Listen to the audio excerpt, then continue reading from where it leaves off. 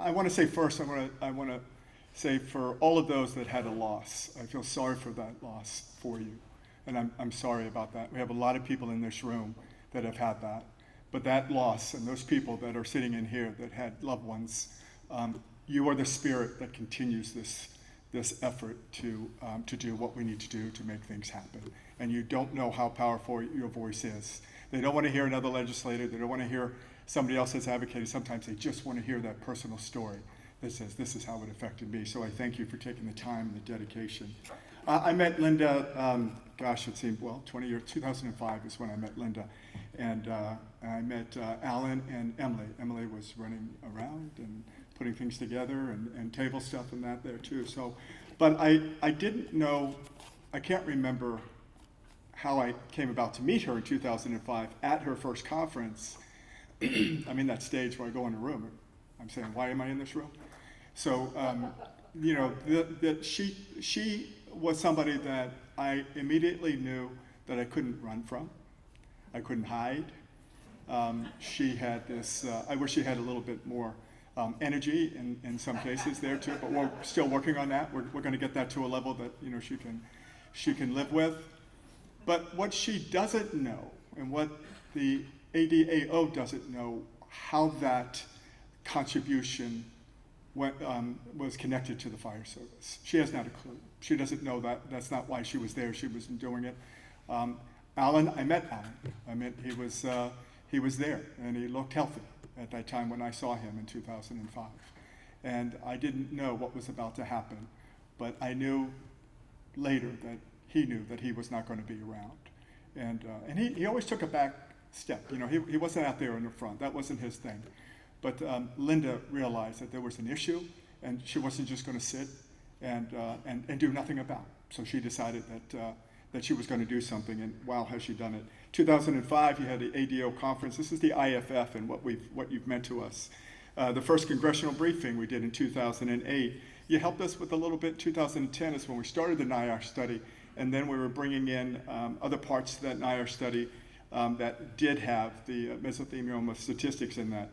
2015, another conference. 2016, Lautenberg Chemical Safety Act that we were working on. 2017, congressional staff briefing.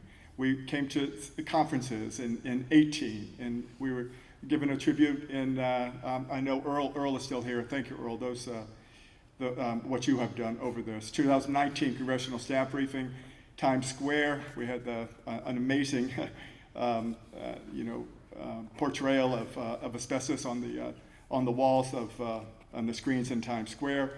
And then, you know, we are going to be fighting with you for the Alan Reinstein ban asbestos. We are never going to go away. We're never going to walk away. This is going to get done. This is going to happen, and we're going to make it. But you have that there too. And I'm kind of going to go over a lot of different things. I know we have an organization, ADAO, and I have ADD, so I get those really mixed up a lot in there too. So just bear with me. I'll get to the point. My staff goes, we give them 10 words and then we make it sentences. So what I'd like to start, just a little history. 42 years as a firefighter, or in the fire service. I did 21 years with Fairfax County Fire and Rescue Department. And 21 years with the International Association of Firefighters. I came shortly after 9/11. I came to the International. They asked me to come over in 2003. I spent 3 months up at 9/11 working with the FDNY Fire Department on amazing projects with amazing people and that research that took place. And when I was a firefighter in Fairfax, health and safety has always been sort of, you know, I've gravitated to that health and safety side of it. On my local 2068 in Fairfax, I became the health and safety officer. So I was always sort of passionate, what do we need to do? And we had a lot of asbestos exposures back then. And the only thing on the books really that protected us from OSHA was 1910-120. And that was the, you know, if you were exposed, that you did have to have medical surveillance. You did have to have certain protections in there. That was the only one. It was a little subset in that. And a lot of us didn't know what that was. We represent now 350,000 firefighters, US and Canada. I usually don't talk about this part, but I am. in 2020, I was diagnosed with esophageal cancer. And that was like, okay, esophageal cancer, and from there I had, they said that we think we got it early. They got it in stage 2. I was very fortunate to get it in stage 2. It was just done on an endoscopy that I was having before for GERD and for other things, and this came up completely different from that. And then I remember going to Johns Hopkins. I remember there was a firefighter who worked for FDNY, and my thoracic surgeon that was his dad. So he was an FDNY firefighter. And I do remember in Johns Hopkins going down the hall on a stretcher, and I looked at him and said, hey, listen, I've worked with a lot of firefighters, and I know your dad's a firefighter. I hope intelligence has skipped a generation. I hope you're smarter than your old man there too. So he got me back as we were walking, and I asked him, how many of these have you done? He goes, you're my second. I can't remember what happened to the first patient. So, but anyway, 6 months later, chemo, they took out a third of my stomach, a third of my esophagus, and I said, well, what part about this is catching it early? I mean, why do we have to go to this extreme? And you have to with that, with what's going on with esophageal cancer, and chemo and radiation. So I'm real passionate about early detection. I'm real passionate about, can we get this early detection out there? We're really pushing it in the fire service. We're really trying to make sure that the screenings are affordable, that the screenings are part of your job, that you have those tools and you have those protections. This year, at our Fallen Firefighter Memorial, that's in Colorado Springs, the previous year we put those who have died in line of duty. And we include in the line of duty those that have died of heart attacks on the fire ground, those who have died of fire itself, the trauma of that fire. And we were the only organization that we put occupational cancer on that wall there too. So we have getting close to 8,000 names going all the way back to 1918. It's a beautiful, sad memorial, but it's a place that we can go and make sure that we have a saying, we can mourn the dead, but let's fight like hell for the living, and let's get these protections. So this year we're going to place 308 names on that wall, additional names on that wall. Some of the, we have fatal injuries, 16. We have heart attacks, 25. Suicide is one that's coming up. We have 17 names we're putting on in suicide. That's another area that we're working really strong on that heart, 25. But cancer, 232 names are going on that wall for occupational cancer. And those are the cancers and those are the exposures of cancers that are part of our job. These are not every single cancer that a firefighter gets, but that is an exposure. We have presumptive laws in states that have certain cancers that we're protected with, and that's what we put on that wall. So just to give you where we're at, just to give you the epidemic that we're at there too. NIOSH, we went to NIOSH, and this was around 2000, I think it was around 2008, Dr. Tom Hales, who I talked to a lot. I said, Tom, you keep saying that the death on the fire ground is heart attack. That's the greatest number. And I said, I agree with you on the fire ground. But I said, I keep seeing these cancers coming across my desk. I don't, what, can you tell me, can you explain? And we went back and forth. He secured the funding, quite a bit of funding from NIOSH, and they did a study. 30,000 firefighters, Philadelphia, Chicago, and San Francisco. And they went back, it was in 1950, they went back, did a retro, so they went back and looked at death certificates, death index. And what we found was just amazing of the cancers that we had not a clue about.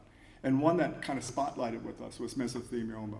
And they came out, NIOSH said that firefighters has twice the chance of getting meso than the general population. And that just came out, that wasn't anything. And then I tied this back into what Linda was doing when I came here, and she was talking to me about the legacy asbestos, the legacy that was out there.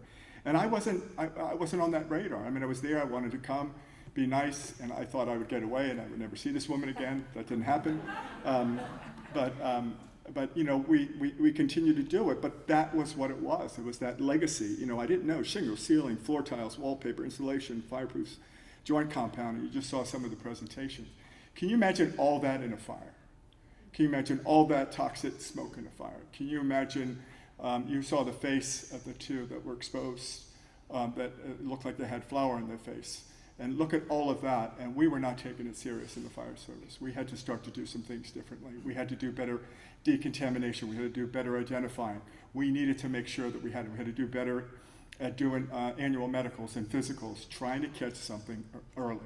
If I didn't catch my cancer in stage 2, I probably wouldn't be talking here today, because esophageal is one of those that, you really have a small chance if it's in stage 3 or 4 to come back. But I'm just fortunate, and I'm lucky, and I have a purpose. And some people say, "Why didn't you retire?" I said, "I'm not done yet." So we got things to do. So, and then what took place, and all of these things are, believe me, these things have a connection with ADAO. I'm not just saying this; they have a connection, and that connection really starts from about relationships. That's what it is, about people wanting to do the next right thing, being a championship, and maintaining relationships. It's not difficult, but people have a difficult time doing that and making it. I just want to give this IARC. I think a lot of you know IARC, the International Agency for Research on Cancer. We were pushing them. We were pushing these studies. We had the NIOSH study. We had a study on the monographs that we were looking at, and they just came out. And I'll give you what their latest monograph came out with. The working group evaluated occupational exposure as a firefighter as carcinogenic to humans, Group 1. And we were always told when I was testifying in states that it was more of a lifestyle.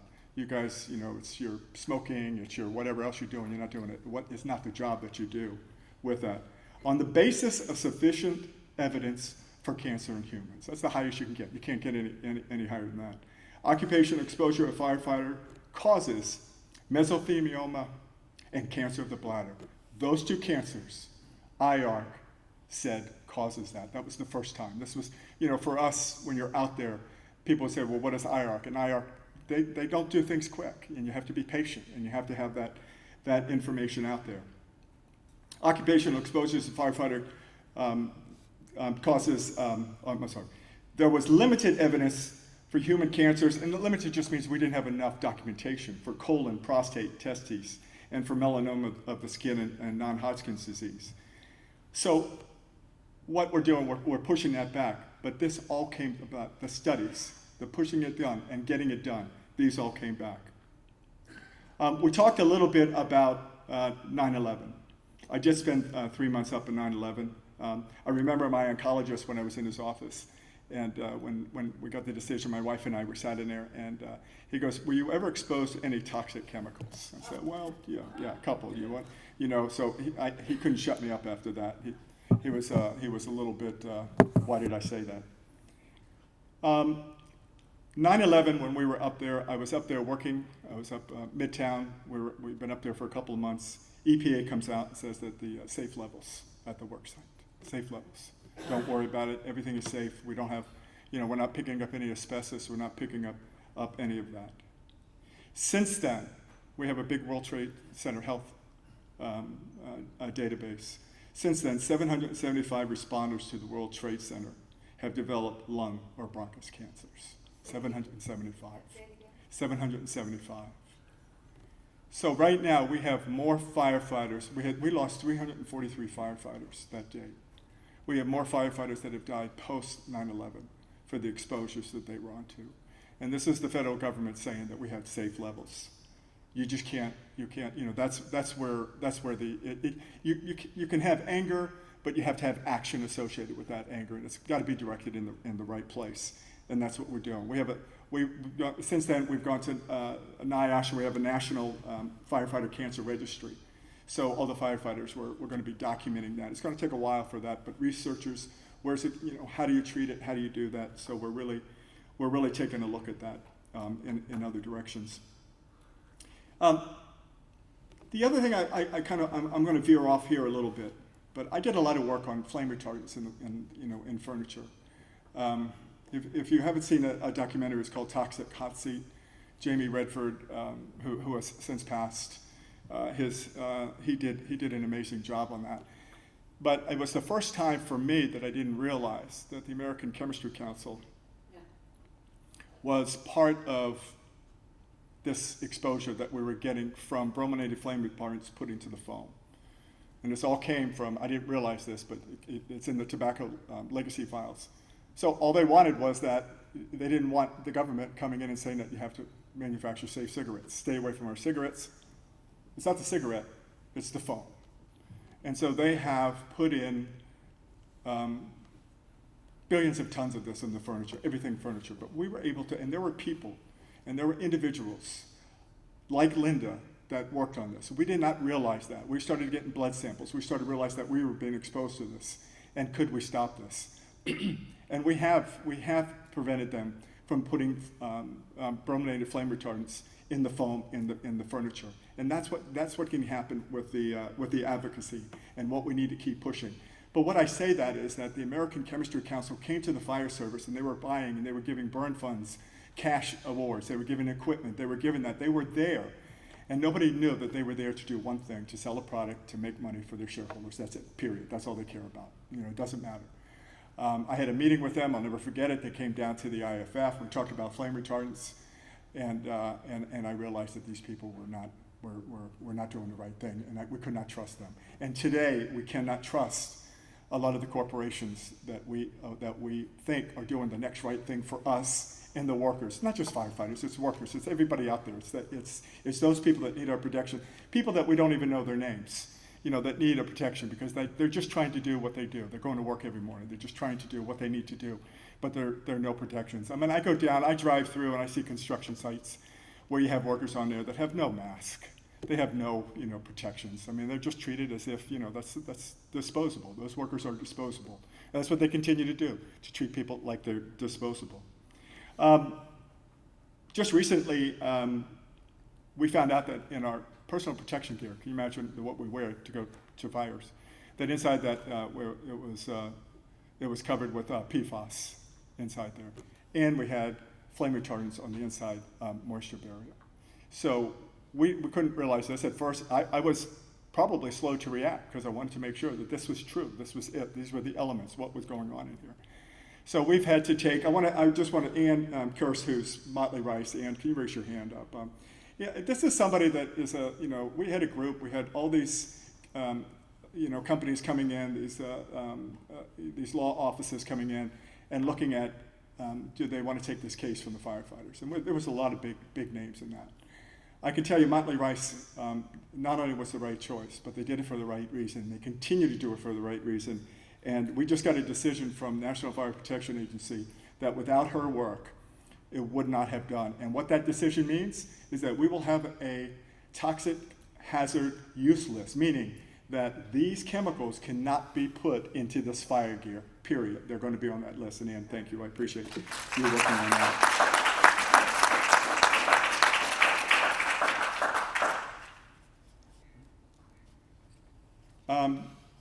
The fight's not over. The fight's not over. The fight is there. I mean, the fight continues today. I have a saying that, and I think I told Linda and Ellen this the other day, that we can go back in our past, but let's not stare. Let's move forward. The work is today. The work is what do we need to do today. We have to maintain this connectedness.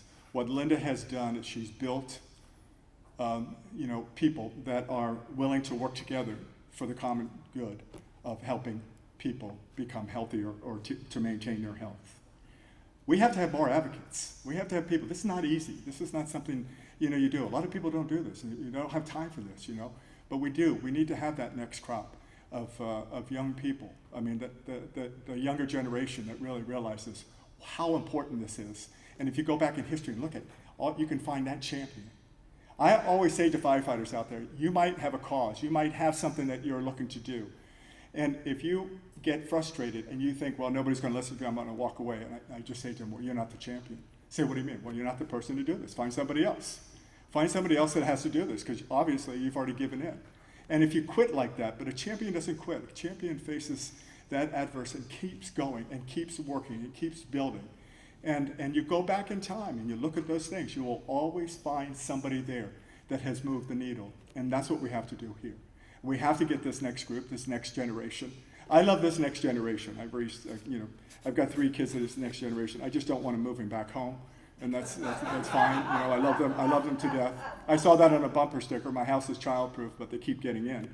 So I want to do that there too. But But I do. But I think that that's the passion we need. We need to have this. We need to have this. These rooms should never get silent.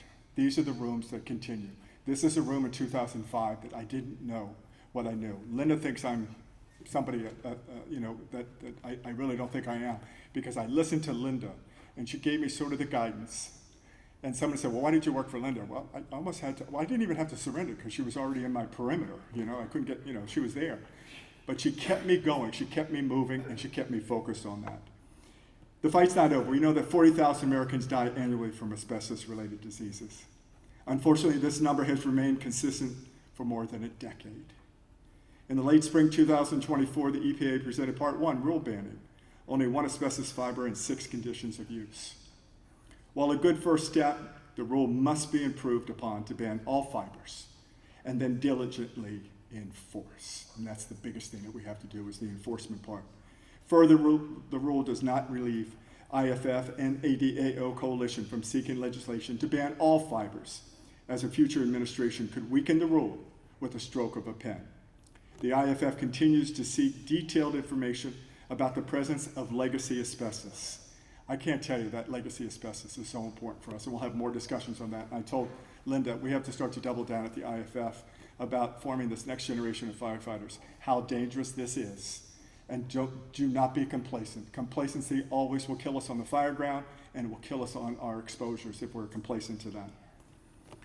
The IAFF continues to seek information about the presence of this legacy asbestos located in commercial and public buildings, along with enhanced medical surveillance of firefighters exposed to asbestos. We have to continue to do that. We're going to do that. We push this through our efforts, and we're going to continue to push that. So anyway, Linda, Emily, I love you both. I love you. You guys are just are special people in my life. For giving me, that there are good people out there doing great things, and we just have to go along sometimes to support and go along for the ride. So all of you here, from the fire service, from our General President Eddie Keller, our General Secretary, Frank Lima, I just want to extend our thank you, because you don't know the stuff that you're doing, what you're presenting, how we take that, how we give that information back out to the fire service, sometimes starts at these conferences, and that's why I'm here today. So thank you very much.